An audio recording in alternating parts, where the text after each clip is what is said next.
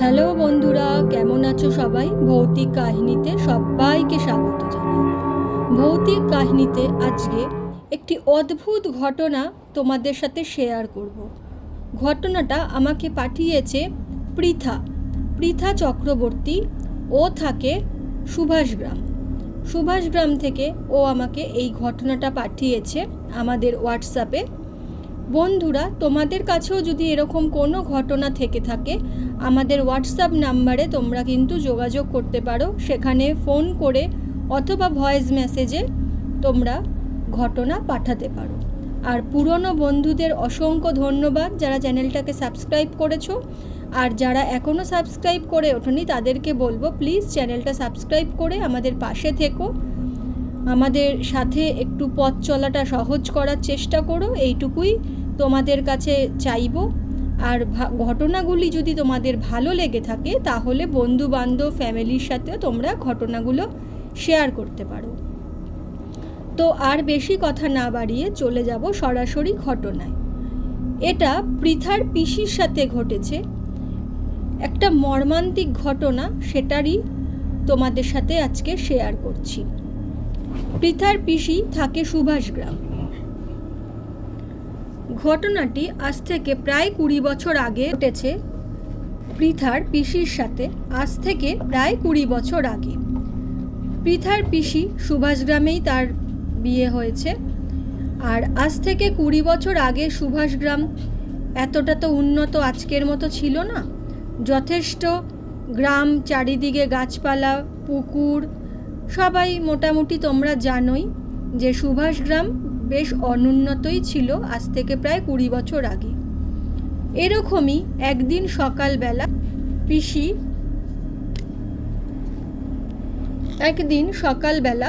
পৃথার পিসি, যার নাম কমলা, সেই কমলা দেবী গেছে পুকুর পাড়ে বাসন মাজতে।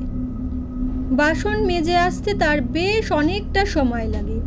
তখন কমলা দেবীর শাশুড়ি ভাবছে যে বৌমার এত সময় লাগছে কেন বাসন মাজতে, বৌমা তো এত সময় নেয় না। কমলা দেবী কি করতো, বাসন মেজে একেবারে পুকুরে স্নান করে ভিজা কাপড়ে বাড়ি ফিরত। এটা ছিল তার রোজকার রুটিন। আর কমলা দেবীর ছোট্ট একটা বাচ্চা ছিল, তার প্রায় 1.5 বছর মতো বয়স ছিল।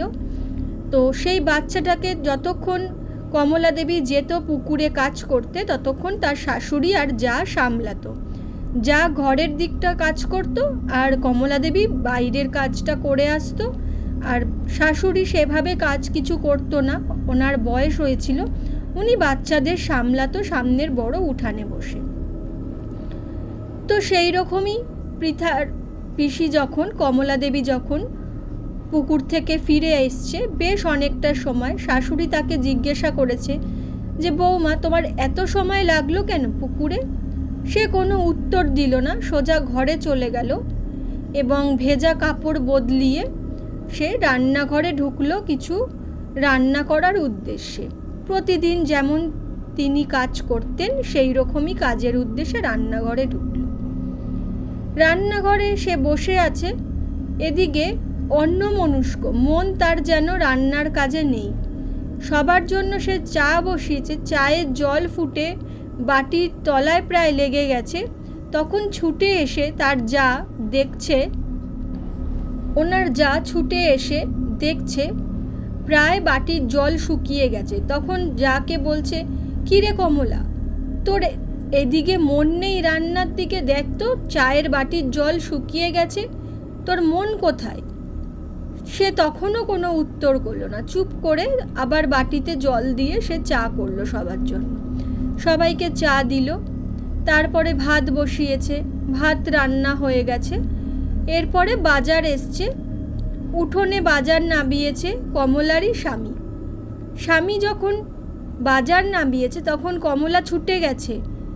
এতক্ষণ সে কারোর সাথে কথা বলছিল না, একদম ঘুম মেরেছিল। যখন বাজার এসছে তখন সে ছুটে গিয়ে বলছে, কি মাছটা চেনেছো নাকি মাংস টাংস আনোনি? আজকে কি রান্না হবে, মাছ না মাংস? দাও আমাকে বাজারটা দাও, আমি তাড়াতাড়ি মাছ মাংসটা ধুয়ে নিয়ে আসি।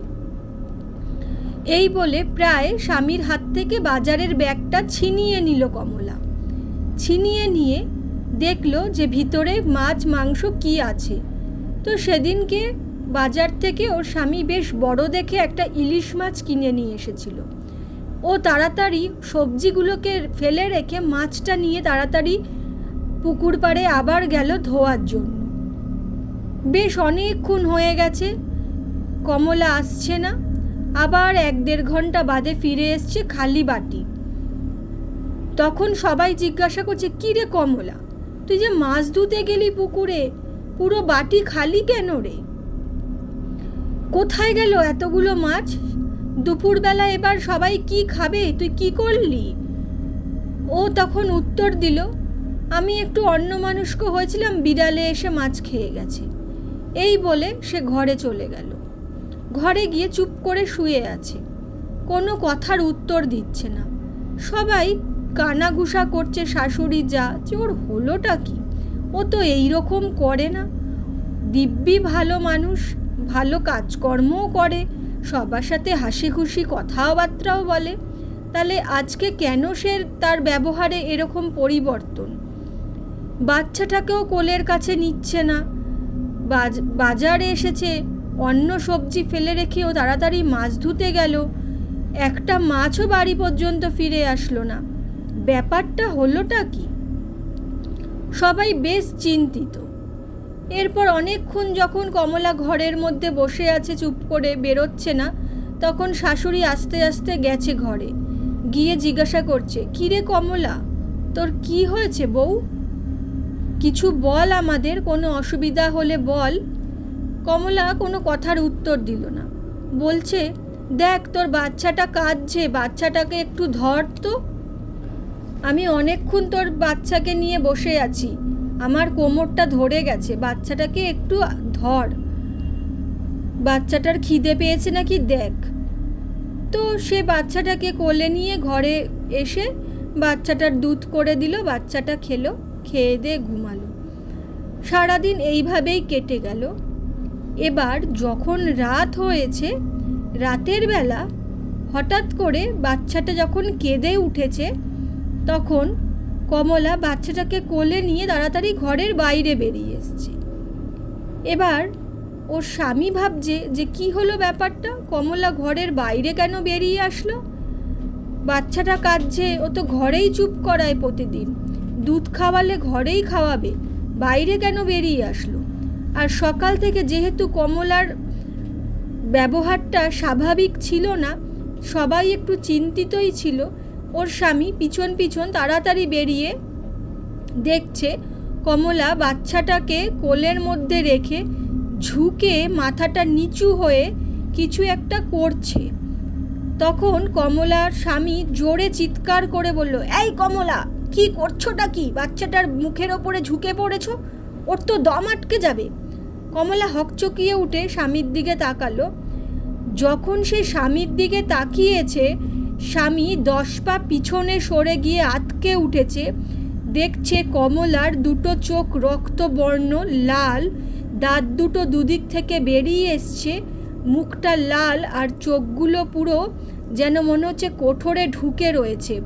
হাতে দেখছে বড় বড় নখ, চুলগুলো উস্কো বুস্কো, এমনভাবে তাকিয়ে আছে সে কোনো মানুষ না, মানুষরূপী কোনো পিশাচ বা বলতে পারি কোনো অশরীরী আত্মা। তখন কমলার স্বামী চেঁচামেচি শুরু করে দিল, মা মা, বৌদি, তোমরা কোথায় আছো? তাড়াতাড়ি আসো, দেখো কমলার কি হয়েছে, কি করছে, আমার বাচ্চাটা ওর কোলে, ও তো মরে যাবে, বাচ্চাটাকে মেরে ফেলবে, তাড়াতাড়ি আসো তোমরা সবাই। সবাই ঘর থেকে ছুটে তাড়াতাড়ি করে বেরিয়ে এসে কমলার ওই রূপ দেখে সবাই হতভম্ব। বাচ্চাটা কমলার কোলে, কমলার থেকে বাচ্চাটাকে কাড়বে কি করে? সবাই বুঝে উঠতে পারছে না যে কমলা করছেটা কি, করতে কি চাইছে, ওর এই রকম অবস্থা কেন। এই বলে অনেক কষ্টে শিষ্টে শাশুড়ি বুঝিয়ে বাজিয়ে বলে বাচ্চাটার কাছে গেছে। যেই বাচ্চাটাকে ওর কোল থেকে নিতে যাবে, তখন শাশুড়ির ঘাটটা ধরে কমলা পটাশ করে মোটকে দিল এমন করে ঘাটটা মটকে দিল, শাশুড়ির ঘাটটা পুরো লুল্লুর করছে, পিছন দিকে ঘুরে গেল, সঙ্গে সঙ্গে শাশুড়ি সেখানেই মৃত। আর এই সুযোগে কমলার স্বামী তাড়াতাড়ি করে বাচ্চাটাকে কমলার কোলের থেকে কেড়ে নিয়েছিল। যখন সে তার মাকে মারছিল তখন সেই অবস্থায় সে বাচ্চাটাকে কোলে টেনে নিয়েছিল কমলার কাছ থেকে। শাশুড়ি তো সেখানেই মৃত। আর হঠাৎ করেই কমলা যেন সেইখান থেকে উধাও হয়ে গেল, দৌড়ে ছুটে দরজা দিয়ে বেরিয়ে গেল, কমলাকে আর দেখতে পাওয়া গেল না। সে যাত্রায় বাচ্চাটা তো বেঁচে গেল, কিন্তু মা তো মারা গেছে। এবার সবাই ক্রিয়াকর্ম করবে, সবাই আত্মীয় স্বজন বাড়িতে আসছে, জিজ্ঞাসা করছে, সবাই বলছে এটা কি অস্বাভাবিক মৃত্যু, কিভাবে মারা গেছে। এবার পাড়া প্রতিবেশীরাও জিজ্ঞাসা করছে, আর কমলার কথাও সবাই জিজ্ঞাসা করছে যে কমলা কোথায়, কমলাকে দেখতে পাচ্ছি না কেন, আর উনার এইরকম অবস্থা কেন, ঘাড় এইভাবে পিছন দিকে ঘুরে গেছে, মনে হচ্ছে কেউ ঘাড় মটকে দিয়েছে। পাড়ার লোক তখন বলল যে না, এ তো কোনো স্বাভাবিক মৃত্যু না, একটা তো কোনো ওঝা তান্ত্রিক ডাকতেই হবে, জানতেই হবে যে ব্যাপারটা কি ঘটেছে। তখন পাড়ার লোকেদের চাপেই একটা ওঝাকে ডেকে নিয়ে আসা হলো, ওই তান্ত্রিক গোছের। উনি এসে ওনার শাশুড়ির ঘাড় মটকানো ওই রকম মৃতদেহটা দেখেই বলল যে এ তো কোনো মানুষের কাজ না, এটা তো পিশাচ। আপনার বৌমা কোথায় যে এই কাজটা ঘটিয়েছে? বলছে সে তো নেই, সে উধাও হয়ে গেল সেদিন রাত্রেবেলায়। বলছে আরে না, সে উধাও হয়ে যায়নি, সেও আসলে মারা গেছে, তার রূপ ধরেই কোনো পিশাচ আপনাদের বাড়িতে প্রবেশ করেছে। লাস্ট কোথায় দেখেছিলেন আপনার বৌমাকে? তখন সবাই বলল যে, ওর যাও বলল যে বউ তো গেছিল কমলা পুকুরে বাসন মাজতে, সেখান থেকেই ফিরে আসার পর থেকেই এই রকম অস্বাভাবিক আচরণ করছে। তখন সবাই গিয়ে সেই পুকুর ঘাটে খোঁজাখুঁজি করার পর দেখতে পেল যে কমলার লাশটা পড়ে আছে পুকুর ঘাটে, মাথাটা মাটির মধ্যে গেঁথে যেন কেউ দিয়েছে পাকের মধ্যে, আর শরীরটা জলের মধ্যে ভাসছে। এইভাবে কমলার মৃতদেহটা পাকের মধ্যে আটকে পড়ে আছে। তারা কেউ খেয়ালই করেনি যে কমলা বিগত প্রায় 24 ঘন্টা হয়ে গেছে মৃত অবস্থায় সেই পুকুর পাড়েই পড়ে আছে। তখন তো সবাই কমলার দেহটা তুলল। তখন ওই তান্ত্রিক দেখে সব কিছু বিচার করে বলল, আসলে ও যখন এখানে পুকুর পাড়ে এসেছিল তখনই ওর ওপরে কোনো অশরীরী হামলা করেছিল। আপনার বউ কি প্রেগনেন্ট ছিল?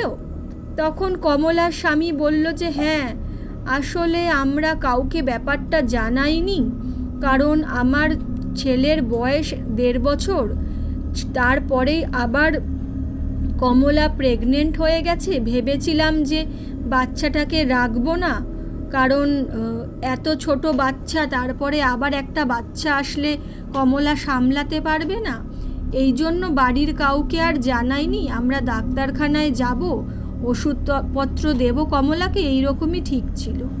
বলল সে তো সবই বুঝলাম, কিন্তু ও যে বাসন মাজতে এসেছিল সেই অশরীরই তো বুঝতে পেরেছে যে ওর প্রেগনেন্ট। ডিম ভরা মাছ কি কেউ এমনি এমনি ছেড়ে দেয়? সেজন্যই ওই পেটের বাচ্চাটার জন্যই কমলাকে সে ওইভাবে হত্যা করেছে। আর কমলার রূপ ধরেই আপনাদের বাড়িতে ঢুকেছিল আপনার ওই 1.5 বছরের বাচ্চাটাকেও মারার জন্য। আপনাদের ভাগ্য ভালো, আপনার মা নিজের জীবন দিয়ে আপনার সন্তানকে বাঁচিয়েছে। আসলে যে পিশাচ ওকে ধরেছে তার বাচ্চার প্রতি খুব আকৃষ্ট, সে বাচ্চাদের রক্ত খেতে বেশি ভালোবাসে। এটা একটা রক্ত পিশাচ। সে মায়াবী রূপ ধরে আপনার স্ত্রীর রূপ ধরে এসেছিল। তো এখন উপায় কি? এখন উনি যেটা করলেন যে বাড়িটাকে বাঁধিয়ে দিল, সবাইকে একটা করে মাদুলি কবচ পরিয়ে দিল। আর কমলার মৃতদেহটা পাওয়ার পরে কমলার আর ওর শাশুড়ির একসাথেই দুজনের দাহ কার্য সম্পন্ন করে সবাই বাড়ি ফিরে আসলো। এই রকম একটা মর্মান্তিক ঘটনা পৃথার পিসি কমলার সাথে ঘটেছিল। উনি আর এই পৃথিবীতে নেই, উনি অনেক কাল আগেই মারা গেছেন এবং তার সাথে শাশুড়িও মারা গেছিল বাচ্চাটাকে বাঁচানোর জন্য। তো বন্ধুরা, ঘটনাটা তোমাদের কেমন লাগলো জানিও।